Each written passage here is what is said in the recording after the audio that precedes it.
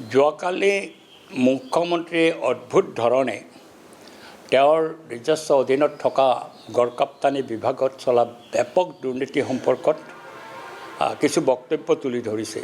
আমি তেওঁৰ এই বক্তব্যত আশ্চৰ্য প্ৰকাশ কৰিছোঁ। দীৰ্ঘ সময় ধৰি তেওঁ মুখ্যমন্ত্ৰী হোৱা দিনৰে পৰা এই গড়কাপ্তানি বিভাগটো তেওঁৰ অধীনত আছে আৰু তেওঁৰ অধীনত থকা এই গড়কাপ্তানি বিভাগত কিছু ভাগ কৰিও দিছে। তেওঁ নেশ্যনেল হাইৱে সম্পৰ্কত বেলেগ এজন মন্ত্ৰীক দায়িত্ব দিছে, কিন্তু মূলতঃ তেওঁ মন্ত্ৰী হৈ আছে।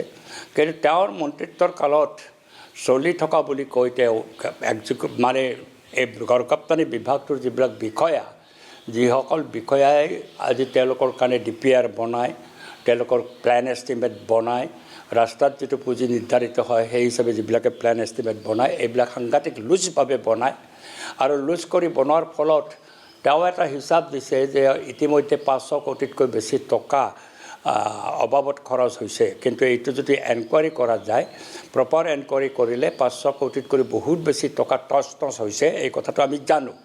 কিন্তু মুখ্যমন্ত্ৰী ইমান দিনে এই 5টা বছৰে নজনাটোহে আমাৰ কাৰণে এটা আশ্চৰ্যৰ বিষয়। কেলৈ তেওঁ এই কথাটো জনা নাছিলে, কিয় তেওঁৰ জ্ঞাত হোৱা নাছিল? কিন্তু তেওঁ নিজে কৈছে তেওঁৰ জ্ঞাত হৈ আছে যদি এই বিষয়াসকলৰ বিৰুদ্ধে তেওঁ কঠোৰতম ব্যৱস্থা গ্ৰহণ কৰি পেলাই এই যিটো ৰাজহুৱা সম্পত্তি, ৰাজহুৱা ধন আত্মসাৎ কৰা, লুণ্ঠন কৰাৰ যিটো এটা চক্ৰ আজি তেওঁৰ বিভাগত চলি আছে, এই চক্ৰটো দমন কৰাৰ দায়িত্ব তেওঁৰ আছিলে।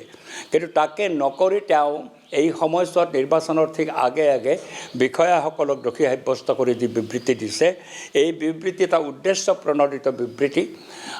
তেওঁ এতিয়া যেতিয়া সৰ্বদিশত তেওঁৰ ব্যৰ্থতা পৰিস্ফুট হৈছে, উন্নয়নৰ কাম কাজৰ ফটা ঢোলটো বজোৱাত অসমৰ মানুহে সন্তুষ্ট হোৱা নাই, বৰঞ্চ ইয়াক লৈ পেলাই উন্নয়নৰ নামত ফ্লাইঅভাৰেই হওক বা দলঙেই হওক ব্যাপক পৰিমাণৰ কাটমানি তেওঁ গ্ৰহণ কৰিছে। আৰু তেওঁৰ চৰকাৰৰ দিনত এই ধৰণৰ লুণ্ঠনটো চলিছে, এই কথা যেতিয়া পোহৰলৈকে আহিছে তাৰ বাবে তেওঁ বিষয়াসকলক দোষী সাব্যস্ত কৰিছে।